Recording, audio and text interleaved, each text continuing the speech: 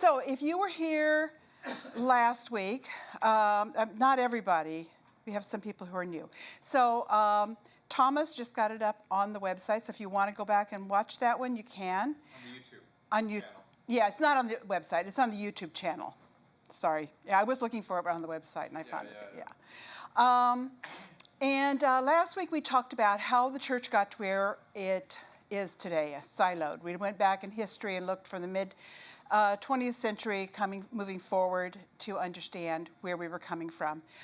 Today we're going to concentrate on what it means to be generations, how generations learn. Specifically, we're going to look at the characteristics of Gen Alpha, which is everyone in the world today under age 16 who exists, 15 or 16, depending on how you look at it. So we're going to learn about that generation, which is a unique generation, and I'm pretty excited about it. I've been studying it a lot recently and writing on it, so it's kind of cool. We'll also be looking at how we engage, given the characteristics of Gen Alpha, and given the characteristics of all of us as people created in the image of God, how do we best learn and retain information and have transformation? So that's what we're going to cover in the next 50 minutes. So interrupt me if you have a question. Otherwise, you've got the handout. Oh, on the back of your handout, there are a lot of books listed. And I did this because Tom said, there's no bibliography. You should have a bibliography. So I gave it to you. And also, one of the books that's on that bibliography is not dealing with faith formation per se. But Dennis, after the class last week, he said, you know, this book, which is The Lost City, Discovering the Forgotten Virtues of Community in Chicago in the 1950s, is a really excellent book for what we were talking about last week, how the culture has changed since the 1950s. And they're comparing one community from the 50s to the 2000s and looking back and forth. So that's a Dennis recommendation.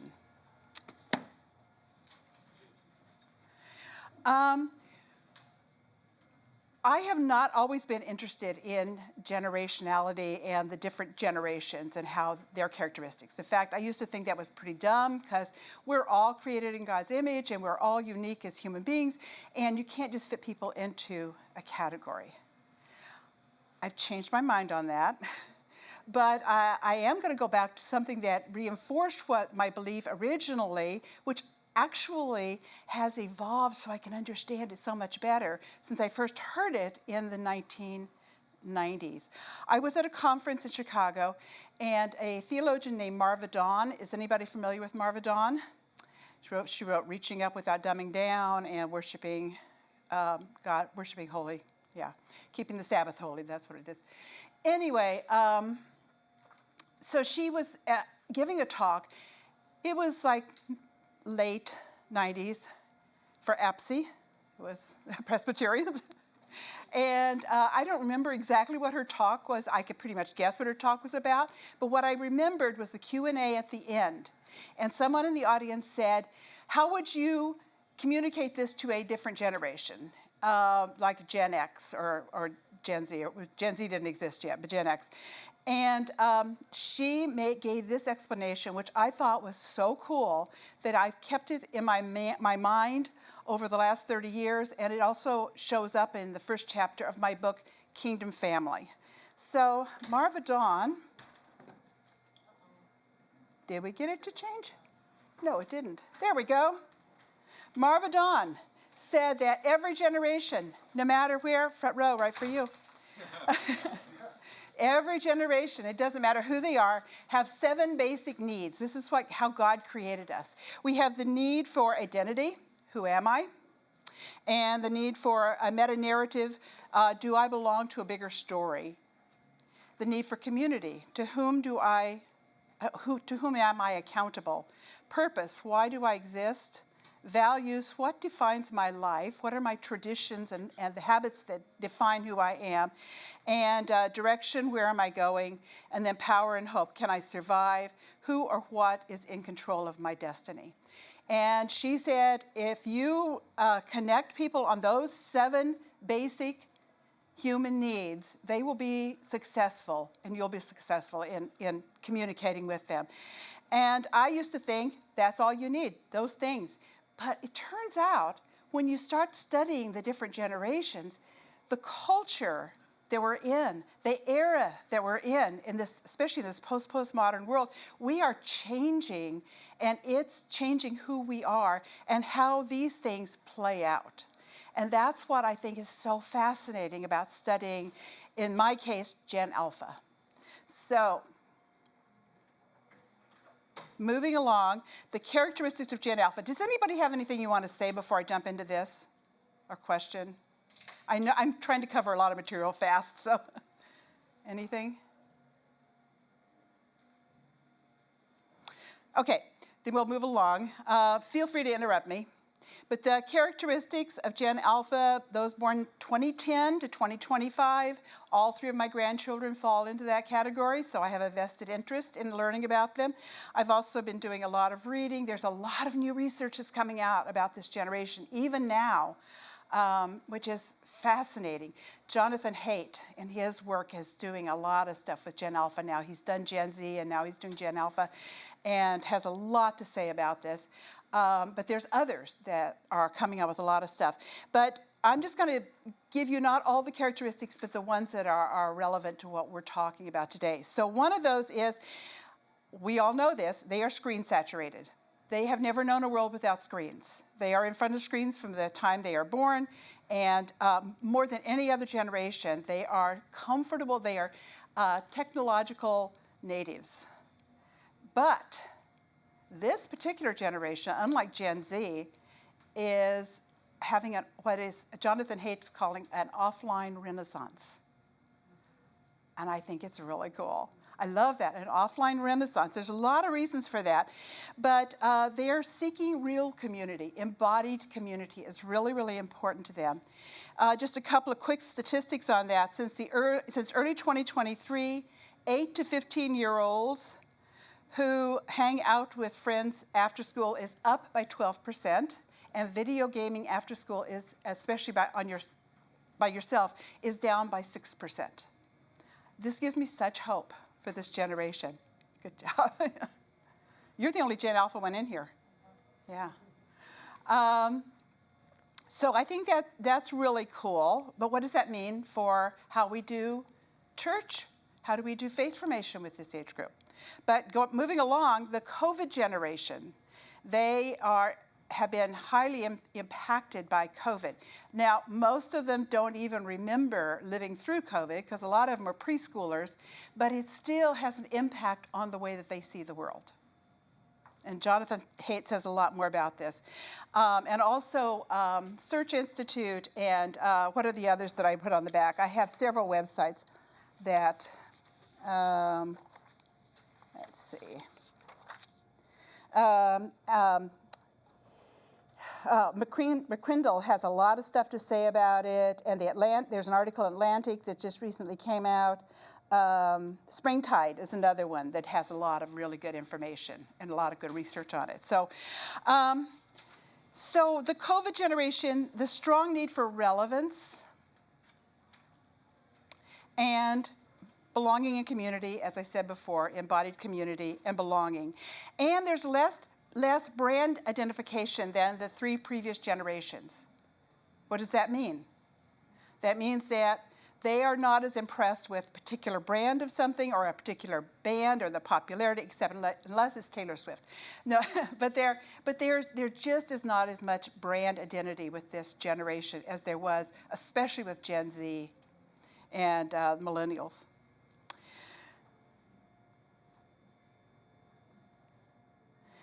They are more globally connected and influenced than previous generations.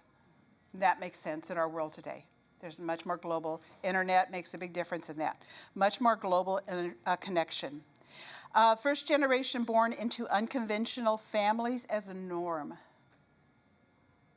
There was a lot of dysfunctional families even back in the 80s and 90s, but this one, it's become more normative to have a alternative family unit than it has ever been in history. And also, they're more at home with diversity and inclusion. And the global connection and the unconventional families both add to that. Plus, just, you know, it's kind of interesting when you think about that with the diversity and the inclusion. A lot of older people in the church or in the world are fighting back at that, but they're comfortable with it, much more comfortable with it than we were. And it's not going to change. So how do we embrace that and understand that and work within that to form the, you know, the 7 things that I listed at the beginning, that sense of belonging and purpose and direction, etc. They're more cognizant of and possibly impacted by trauma. Gen Z, millennials, they, especially, well, not Gen Z, but millennials, you know, anybody growing up in the 80s and 90s really didn't face a lot of trauma in the world in general. They might have had trauma in their families, but in the world in general. But all of that changed on 9/11, 2001. This is 10 years past that, and look at the trauma that has impacted them as they've moved along to get to their generation. So it's more of a norm. Trauma is more of a norm in our culture than it's ever been. What does that mean for the way that we reach this generation?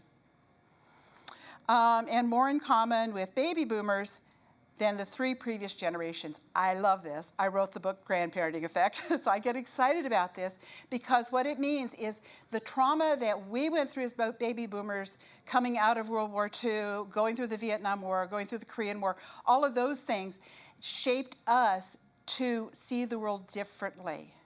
And now the trauma that they're going through is shaping them to see the world differently. Those generations in between that were growing up when everything was relatively comfortable and everything was doing well, they don't have the trauma that the 2 sides have. So they are much more, actually, whether they admit it or not, they more identify with baby boomers. And it's a great opportunity. I'll just name this one. This is a great opportunity for the church. What does that mean for empowering grandparents? And I'm not talking about just biological grandparents, all people of the baby boomer generation to connect with the younger generation. What does that look like? This is Promise Rose. Promise Rose is the daughter of a friend of mine that I'm working on the Lilly Foundation grant on worship with children alongside Valerie Grissom, and I'll talk about her. I'll give a quote from her and show you her book later. But Promise, her mom is the one who's doing the story project that Josiah and Alex are going to be doing together. Are you doing that? Yeah. And they got another grant, a 10 by 10 grant, and they are working on these, sharing our stories and making videos and making an archive of these shared stories. It's talking not just about faith, but it's talking about justice issues and how we can give back and all of those things, connecting generations. And Promise, age 17, so she's right on the cusp of Gen Z and Gen Alpha, and she definitely identifies as Gen Z because she has 2 younger siblings who are Gen Alpha, and she wants to distinguish from them. So her mother said, don't call her Gen Alpha. But this was at the 10 by 10 Summit in Atlanta, Georgia last month, and Valerie posted this is a short video of her talking about her faith and her faith community and intergenerational faith. And when I saw it on YouTube, I said, I have to use that. So hopefully we'll. I also think this generation and Gen Alpha, they both crave authenticity, and they also crave like meaningful relationships with people.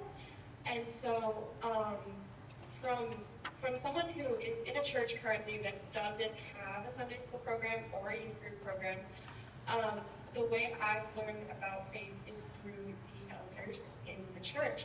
They're like my grandparents that I don't have. So I have like 6 or 7 grandmas that will come and help me, and I see faith and living in active service and all that stuff in church being lived out through them. So yeah. That was just in response to one question. But I love her poise, first of all, and I love her mom. But I love what she has to say there. What do you hear her saying? She's counting on relationships with older. Yeah. those older people who are grandparents to her and how much she appreciates that. And part of it for her is that she's been in that environment her whole life, and that makes a huge difference. But there's no reason why kids all in that generation, Gen Z and Gen Alpha particularly, can't be embraced into the community and find other people in the community in this diversity that they're living in and the untraditional families that they're often find themselves in, to find this place of belonging in the church community, which is so rich and so beautiful.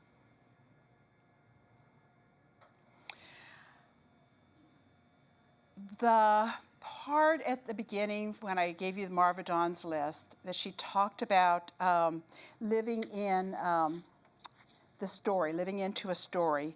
And I love this. I love the concept of living into a story. What does that mean for us? I'm going to read the quote, but then I'm going to share a couple of stories. Well, no, I'm going to share the stories first, and then I'll read the quote. So don't read ahead. When I think of living into a story, one of the things that comes immediately to mind is Psalm 78. There's a lot of Psalms. There's a lot of places in Scripture where it talks about telling the stories, telling our stories, sharing stories with other generations. But I think Psalm 78 says it really, really well. I have a paraphrase I'm going to read to you. Gather round, everyone, I have a story to tell. It is a story from long ago all the way up to right now. Listen up, children, for this is your story too.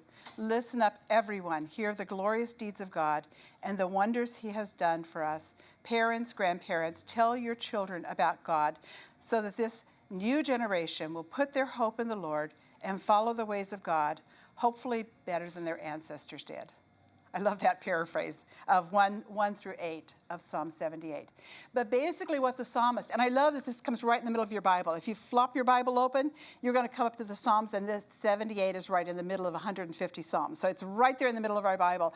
And the admonition is, tell your stories, tell the stories of God, tell the wonderful things that God has done. And don't be like that generation that passed before you who forgot who they were. They forgot their stories. And I love that's right in Scriptures. But we often forget how important stories are in forming us into the people that we are. And I love that when you look at the generations, you look at all this stuff, it's pointing to the need for being part of a story, for belonging, for having a narrative. The other story that comes to my mind is from Jerome Berryman. And he's the one who started Godly Play, or coined the term Godly Play. And he was telling, this was actually back in the 80s, but this was before Godly Play came around. But he was, as an Episcopal priest in Houston, Texas, he was part of a palliative team made up of drug experts and psychologists and sociologists and doctors and everything. There were like 9 of them. And they were studying families where a young person had either committed suicide or had attempted suicide. And they were doing this family systems therapy with them, but they were trying to find common denominators. What is it about these families that caused their child to want to commit suicide? And he said, as they were working with and talking to the families, the light bulb came on. They'd forgotten their stories. They were not sharing stories. They were not creating stories together. They were giving commands and demands with each other. They were probably saturated with media in the house. The radio, the TV was on all the time. They were not communicating. They were just giving orders or instructions. And a lot of during that time, a lot of people were not sitting around the table and having dinner together. So they were never creating stories together. And the kids were probably doing sports in the summer. They weren't going on family vacations where they're going to go and create stories together. So creating the stories together, he said, was what they discovered was one of the most powerful things for these families. And they put them in rooms together, and they gave them prompts so they can begin sharing their stories. It just shows you how powerful belonging to a story is. Now, James K.A. Smith said, "You are what you love." And he said, "The way to the heart is through the body, and the way into the body is through story. Christian formation is a conversion of the imagination affected by the Spirit, who recruits our most fundamental desires by a kind of narrative enchantment, by inviting us narrative animals into a story that seeps into our bones and becomes the orienting background of our being in the world." But of course, the psalmist told us that way before. In Psalm 78, Psalm 146, a lot of them talk about that. And then Scott McKnight, who is just one of our 4 canon theologians, at least he was with Todd Hunter. I don't know if he's going to choose different ones now. Dennis is also a canon theologian with Scott and Esau and Emily McGowan. But anyway, he gives an explanation of what narrative enchantment means, because that was going to be my question to you, is what is narrative enchantment? What does that mean? How is that different than storytelling?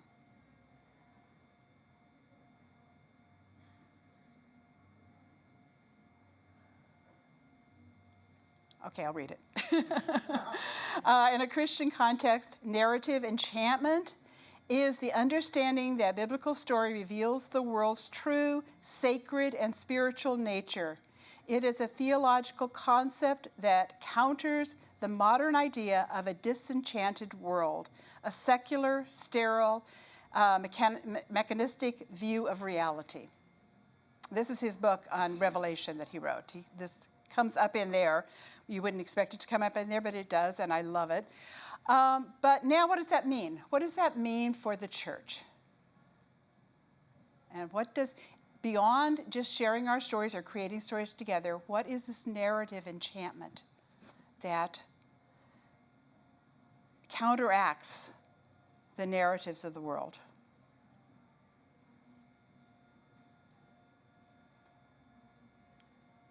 What do you think?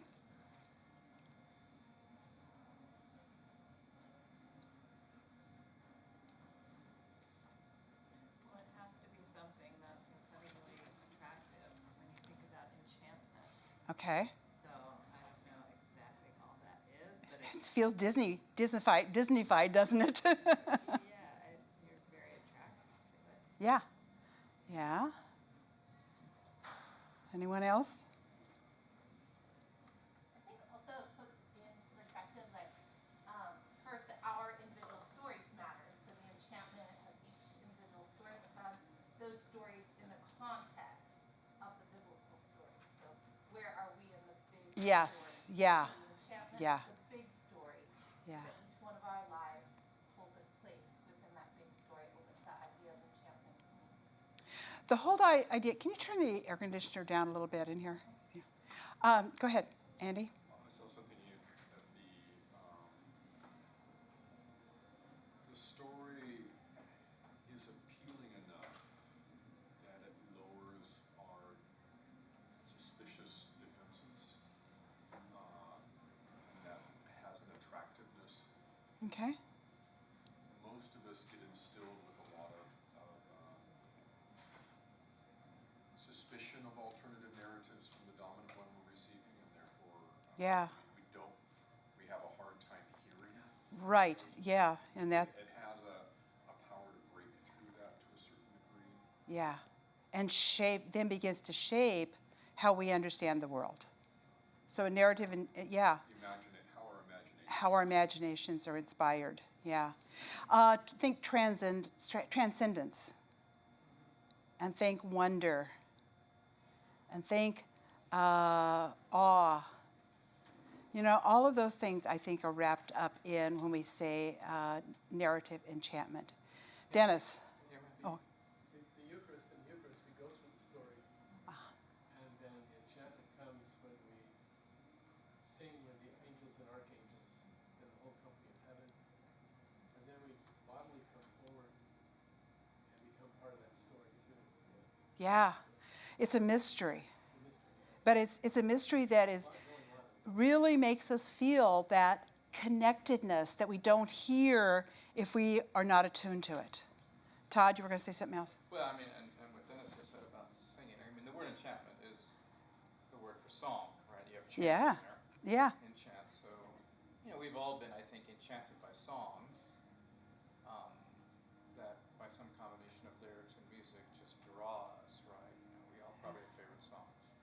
So narrative, though, is not exactly a song now, but it has that power of a story that we want to be a part of. That invites us into, yeah. Isn't in French, when someone meets somebody, isn't there, maybe it's old-fashioned now, enchanté? Ah, I'm charmed to meet you. charmed. It's a kind of Charmed. You're drawn towards someone. Enchanté. Yeah. I think that it's a story that draws us to want to be connected to it, a part of it. Yeah. Like a song, except it's a story. Yeah. And, Yeah. maybe that's why musical theater is always good. Yeah, I know. Theater is both story I know. and music, and maybe that's why everyone loves musical theater. But yeah, I think that's Yeah. it has that enchanting quality, which doesn't have to be negative here. It's not exactly Yeah. like we're being cast a spell on us that we're going to somehow break out of into the real world. It is the real world. Yeah. So it's So, yeah, those are two Yeah. words. yeah. Anybody who's read Charles Taylor, I mentioned him last week a little bit, but anybody who thinks of Charles Taylor, we are in a closed, immanent frame that's closed up. Narrative enchantment opens up the lid and allows the Holy Spirit in, allows enchantment in, allows wonder in, transcendence in, all of those things. And so our stories, when we tell the biblical stories and we share our own stories in the church in the name of God, and not all of our stories are going to fit into that narrative, but I think so often when we do godly play, and Skylar alluded to this. When we're doing godly play and we're spending time wondering afterwards, the wondering questions are a hugely important part of that storytelling, because you're not just telling a story and then saying, okay, what are the 3 points that you're going to take home and how's this going to change your behavior, which is a lot of curriculums that we've had in Sunday school. But now, Berryman's the one who created, and Sonia Stewart and Sophia Cavalletti and all of those. But this idea of this enchanted way of looking at the biblical story and then wondering about it and putting ourselves into that story, but it invites us into that transcendence. Yeah. Bill. Well, I was just going to say, most of us as adults that grew up in the church, wonder was never a part of the curriculum.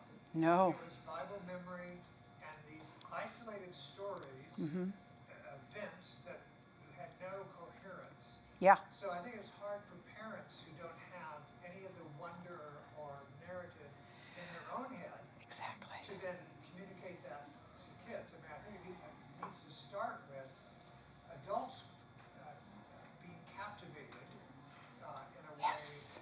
that the curriculums that we grew up in deadened Deadened. Yes. our imagination. And we took all of our cues from, as we talked about last week, you weren't here, but as we talked about last week's class, we took all of our cues from the cultural developmental theorists, from school model, and all of those things, and there was a reason for all of that.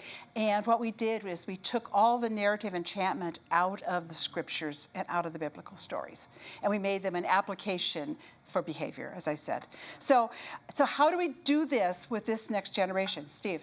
I do find it important that stories, or that interesting that stories so important, because a lot of the Bible is, whether it's a historical narrative, it is story, right? Yeah. Or even Jesus employs parables, which are Yeah, they're stories.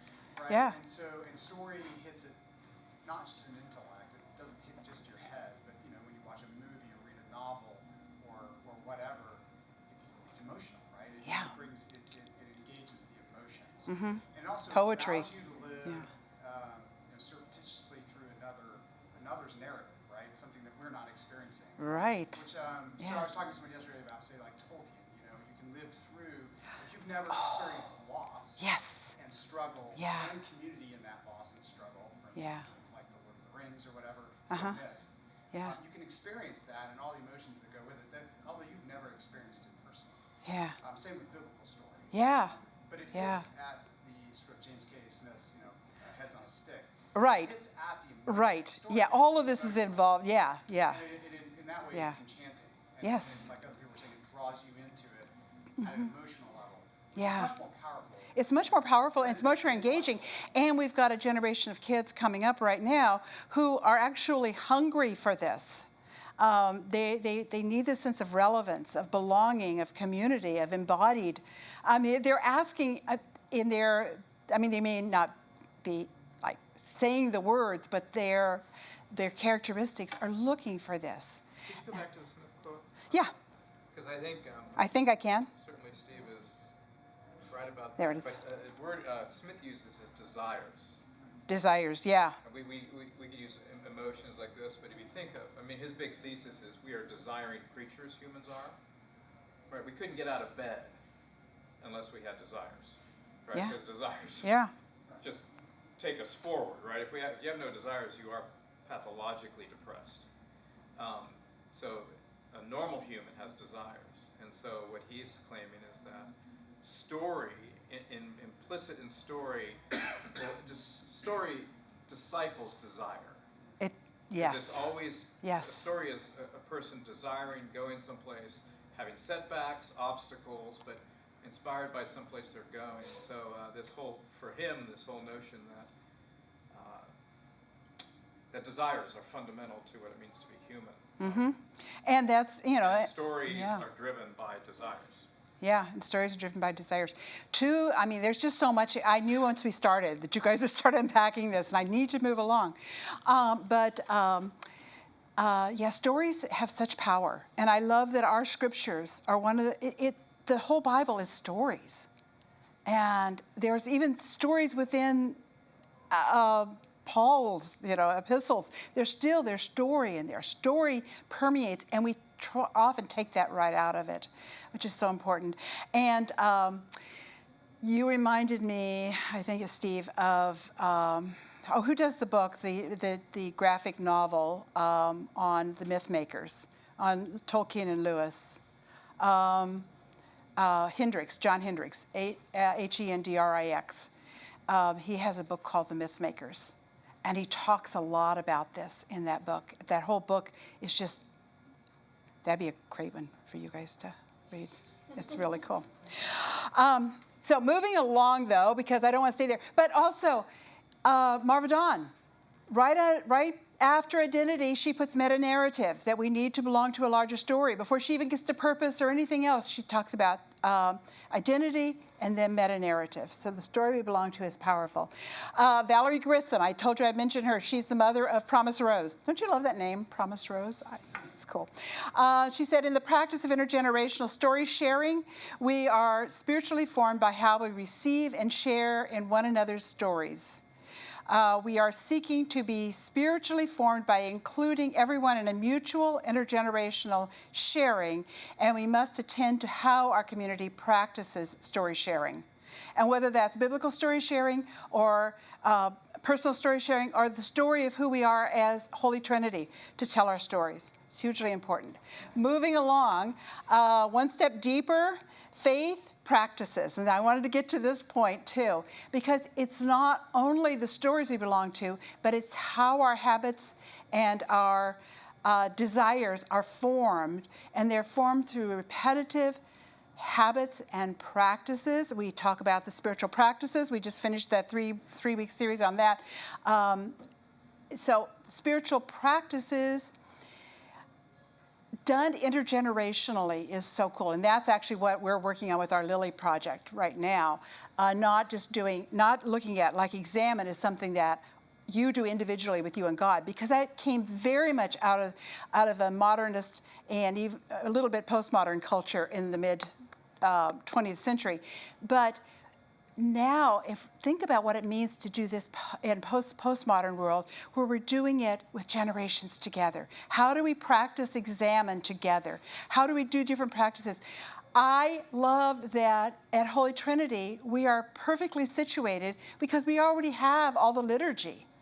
You know, a church that doesn't have liturgy and they just have some music and then the talking head up there preaching for 40 minutes, misses this opportunity to have those habits. And when our kids and all of us are formed in those habits, in those routines that we do, the spiritual practices that we do at home, in our daily lives, and the practice, how we practice our worship. All of those things are important. So spiritual practices foster resilience, which is something that Gen Alpha is looking for. Individuals who engage in regular spiritual practices are often better equipped to handle life stresses and challenges. This is from Jonathan Haidt. Keep in mind, he's not a Christian, but he wrote this. The benefits of intergenerational spiritual practices. This is one step deeper, doing this with generations. So stronger relationships. These practices build, I can't read my writing without my glass. Okay. These practices build caring relationships among generations, creating a sense of belonging and community. Improved well-being. Research indicates that intergenerational dialogue can benefit both young and old, tending to a higher quality of life, better memory, and improved emotional well-being. And then meaning making. It helps us to make meaning. The shared experience can help participants to find deeper meaning in their life and spiritual seeking. So spiritual practices done intergenerationally do all of those things. And this is comes from John Roberto and Leif Kerwald, who have done a lot of research on this, and they have a website called Lifelong Faith. Yeah, Lifelong Faith, which is really a cool one to look at. His books, Roberto's books, are just cutting edge and amazing. He's Catholic, just so you know. Intergenerational spiritual practices are good for brain health. I had to get this one in, Heidi. There is a book that I was recently introduced to, and it's not a Christian book, and it doesn't fit with our faith practices per se, but doggone it, it's really interesting because Lisa Miller teaches at Columbia University, and she's been getting all these grants to study the physical impact of spirituality on the human brain. And that's what this book is all about, and I've got our group reading it and discussing it because I think it's fascinating. And she says, now, and they're talking about doing scans, brain scans, MRIs, and seeing how the brains changed when someone was practicing spiritual habits, spirituality. It didn't necessarily have to be Christian spirituality, but it had to be this sense of transcendence, openness to something beyond here and now, that sense of spirituality. But of course, we know we relate that differently as Christians. She said, now we could see in a physiological, material way that spirituality is a consciousness for which all of our brains are wired, and that long-term, the spiritually engaged brain is a healthier brain. So if we don't do it for any other reason, let's do it for healthy brains. I just had to throw that one in there. So spiritual practices, Christian practices, are embodied wisdom. I love this. This comes from, going back over here, but this comes from a book called, by Bob Keeley, Shaped by God, and it's Don Richter, and he wrote this chapter on embodied wisdom, which is worth the price of this book. It's really, really cool. So I don't have to walk back over here. Let me just grab these three. And so Christian practices are embodied wisdom in a world that values choice. Belief shapes practice, and practice shapes our belief. The more we repeatedly practice anything, the more it becomes a part of us, and the more we love it. And the more we love it, the more it shapes who we are and who we are becoming. So the spiritual practices added as another layer with the stories and the enchantment, narrative enchantment. See where I'm going with this a little bit? So what are spiritual practices? Repeated practices that shape our beliefs and create an alternative worldview. Ritual rhythms and patterns for weekly and daily worship. Rituals and rhythms for weekly worship and also family worship. And that's what the team I'm working with, we're trying to get this into homes where people actually practice them at home. And it's so hard because it's so different than the way that they were taught. So it's kind of a rethinking, a rewiring. But rituals and rhythms and patterns, and engaging in these practices with others generations helps form a sense of belonging in God's story and in our community, and it forms community. So what does all this mean for intergenerationality at HTC? I've left you like 4 minutes to... Oh, am I good? 10 minutes. 2 o'clock, 10 minutes. 10 minutes. 10 whole minutes. By the way, let me just throw a couple more books at you. They're all on the back in the bibliography in case anybody gets really as excited as I do about this. Andrew Root, thank you, Tom. Andrew Root has a book called Faith Formation in a Secular Age, and again, taking off on Charles Taylor, but it's written for the church, and it particularly is dealing with youth ministry, and it's a really, really good book. He's got a lot of good stuff to say. As I said to you before, this is the second edition of Intergenerational Faith Formation, Christian Formation, and this is such a well-done, comprehensive book. But in the back is a little treasure. She's got an appendix that has like 100 different ideas to try for doing intergenerational community in your church. So it makes it really easy to find those things. And then, as I said last week also, this book is published in Australia, but you can get it on ebook here. And this is the most user-friendly way of moving through all the stuff that's in here in a really, really easy way for parents or for families to read or for churches to read. So those are my key books. So what does this mean for the way we do it here at Holy Trinity? You feel inspired to...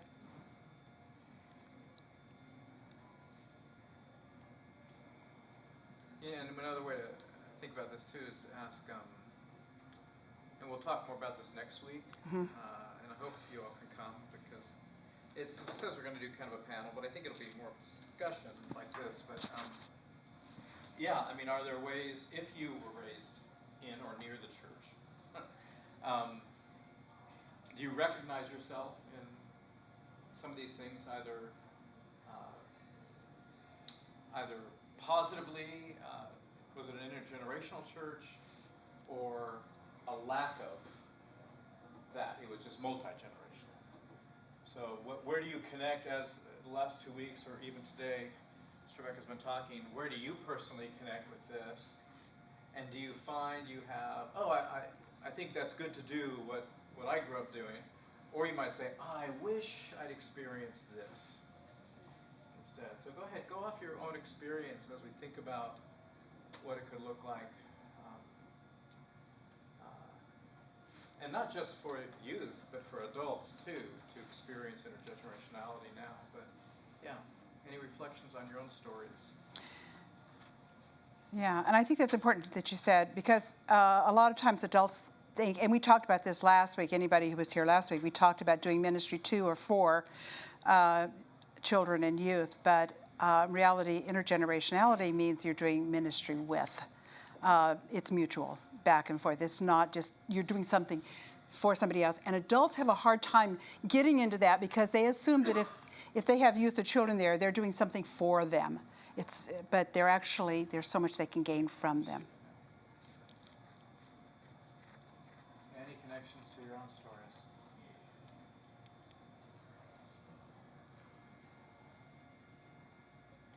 Where I went to church, the kids disappeared. Yeah, can you say that a little bit louder because you're being recorded? When I went to church, the kids disappeared. Uh-huh. In Sunday school. Yep. They weren't any part of the service. So I think we're one step ahead, because I love that the kids come up with the cross and face the congregation and we give them a blessing. And I love when they're included in the meetings. Yeah. Repeat That's a that great one. start. Huh? Yeah. So as Christy was saying, for the audience out there. No, it's okay. When a lot of us grew up, the children were separated completely from the worship service. And this grew out of all the stuff we talked about in the 50s that was happening. So go back and for reference and look at last week's class because we talked about that. But they were so separated out that they never were in the church sanctuary unless they were performing. They were not a part of it at all. They were in their classrooms, learning the application, the life application of what they're supposed to from the stories, and they were not engaged in the rituals, the traditions. That was very separate. So, as Christy said, we're a step ahead of that in who we are as Holy Trinity, which makes me so excited. Yeah, I would say for myself, I mean, the youth group was a really important, powerful experience. So I grew up in Newport, went to Mariners Church, had a huge youth group drawn from the high school. I mean, that really integrated me into the faith on the one hand. So youth group was a very positive thing. Now, I think what happened, and I got kind of recruited into leadership at that age level, whatever that meant. So I got a little more integrated into the life of the church that way. But I think after high school, everybody went off to colleges. Mm-hmm. And I didn't really have relationships with the adults Mm-hmm. in the church. And a lot of the youth group, a lot of the faith commitments, in retrospect, seem to be running off of events and, I mean, it's okay, but hype, you know. And so there was kind of a great falling away of some youth. So, you know, after high school, it just kind of broke apart. People went their separate ways. So it kind of had a run. Mm-hmm. Mm-hmm. But it wasn't sustainable. Yep, yeah. Those are key relationships, but it kind of got me going. But I wouldn't say I felt like my relationship was with the church. It was with the youth group. And that kind of just Which is, of floated course, away a little bit. Developmentally, naturally, just kind of floated away. And I think that's true for my kids, too, actually. Yeah. So Yeah, it's true with a lot of kids. It was a great, in some ways, it was a great, almost evangelistic tool, but not great for sustainability. And I think there was also at that age, you're very alive to hypocrisy. And you're seeing people your age who are doing the best they can. You know, they're 16, 17, 18. But you don't really have a lot of models of people who've hung in there for a while. You don't have that wisdom of years. Yeah, wisdom. We're just kind of like, I can't count these people. So I think it can actually develop a bit of cynicism. You know, like, oh, this didn't really take, you know, a lot of, you know, and of course, you know, high school's tough, junior high's tough, all of it's tough, you know, when you're trying to, but anyway, so. Yeah. No, but that, of course, that's what Smith and Denton did in their soul searching. They did exit interviews of these kids who were walking away from the church. This was in the late 90s. And they were cynical. And they're cynical of the church. But now, I don't know if you guys read in the Atlantic in August, I think it was. I have it actually on the back of your handout sheet. See? The bibliography. Down in the websites. Because I got it off a website. But Jonathan Haidt and two other people did what kids told us about how to get them off their phones. It was in the Atlantic, and I think it was August. I don't have the date down there. But anyway, what was my point? Cynicism, you were saying about cynicism? Yes, yeah. Wanting to maybe connect or? Yeah. It was that disconnect, yeah. Sorry, I got off on a different tangent, so I'm not sure that's the article. It was maybe his book. For me, going back to story, the thing that really impacted me, same time period, high school-ish, maybe even junior high, was actually relationships with some of the leaders, adult leadership. Yeah. I'm not even sure it would be appropriate today, but like one in particular who I formed a lifelong friendship with, was a seminary student. He was working with the youth, and he just kind of took me under his wing, honestly, and we developed this relationship. He loved books, so he'd take me to bookstores, and we'd wander around bookstores, which sort of fed my eventual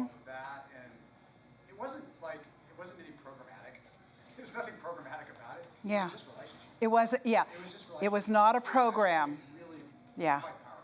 And that's the thing with I intergeneration. don't Yeah. know. You can't program. No, you can't, because intergenerationality in a church is not a program. Right. It's a way of existing together. Yeah. That was really, yeah. And building relationships. And relationships take a while to develop, especially with adults and young people. Yeah, absolutely. So, it's so rich.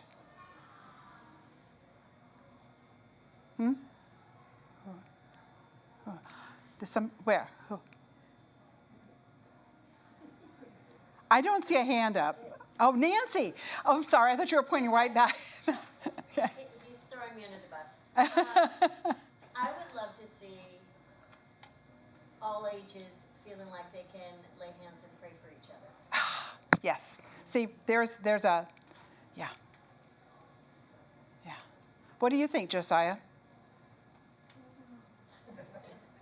How does that make you feel when you are up there reading scripture, or you're anointing someone at the end of the service, or what? I mean, powerful and like, I don't know. Like, Put you on the spot. That's okay. You don't have to. I'll think about Okay.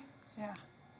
I would say, like, I think that a liturgical, and maybe this is based on my narrow experiences in church, but like a liturgical like way of doing church may be more conducive to an intergenerational like outlook and practice.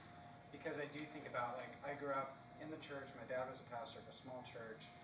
I just kind of like what everyone's saying. The only time I was actually part of the service was like playing my clarinet or some performance. Performance. It was Other than performance. that, I Yeah. was there and I went to my Sunday school and stuff. But here, like Josiah, the kids are like invited into like the not just like performing, but being a part of it.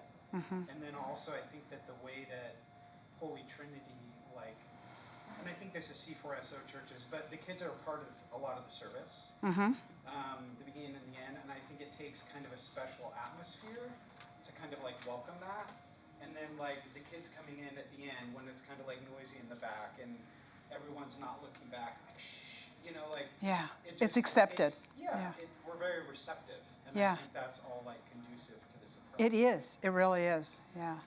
Evelyn, how do you feel about it? Because you're falling into Gen Z, right? Yeah. Yeah. I mean, I think like everybody said, it's really special for the like younger kids, but I think for me, the like youth connection at least has been a little bit difficult for me here. Just because like there isn't a youth group like there would be at other churches. But I do think like I do feel like I have like connected with and like been able to talk to and make relationships with like more people from like older generations than I did at like our other church. So I do think that that's very special, and that like Holy Trinity does a good job of like helping to create an atmosphere where like I feel like I can talk to and like engage with like all of the people. Yeah. Yeah. Yeah. And, you know, I think about Josiah being asked to come up and read, or Declan read scripture, but you've never been asked to do that, or anoint, or whatever, or, you know. So we need to think about how do we actually, not just the older children, but the youth, that Gen Z group. Audrey, anything? I think a lot of like what people have already said. I think definitely like Holy Trinity fosters like having relationships across age groups and kind of being learning from others, whether it's the younger children or the older generations. And I think also just like, yeah, a deepening of relationships and having space for that across generations, whether it's older or younger, I think is something that Holy Trinity does well. And But how can we do it better? I think also like youth, young adults, like how do we intentionally integrate? Yeah. So it goes both ways. It goes both ways. Yeah. Yeah. So next week, Todd's going to lead us, I think, in a discussion with some questions. And so come prepared to have some good dialogue, because I've thrown a lot of information at you the last 2 weeks. So come prepared for some good dialogue about this. And I love that Todd's coming up with lots of ideas and stuff. It's pretty Well, cool. this will be, I mean, first of all, it'll be a way for us to continue connecting with each other over our stories. Yeah. But also, I mean, I need feedback. I need help. Yeah. As we consider the future, we've got these guys, we've got a lot of Millennials? Gen. whatever, I don't know, whatever. Do you guys you're millennial or Gen Z? Millennial. Right on the edge. Right. Okay. I'm like the youngest millennial. She's the oldest Gen Z. Oh, okay. Okay.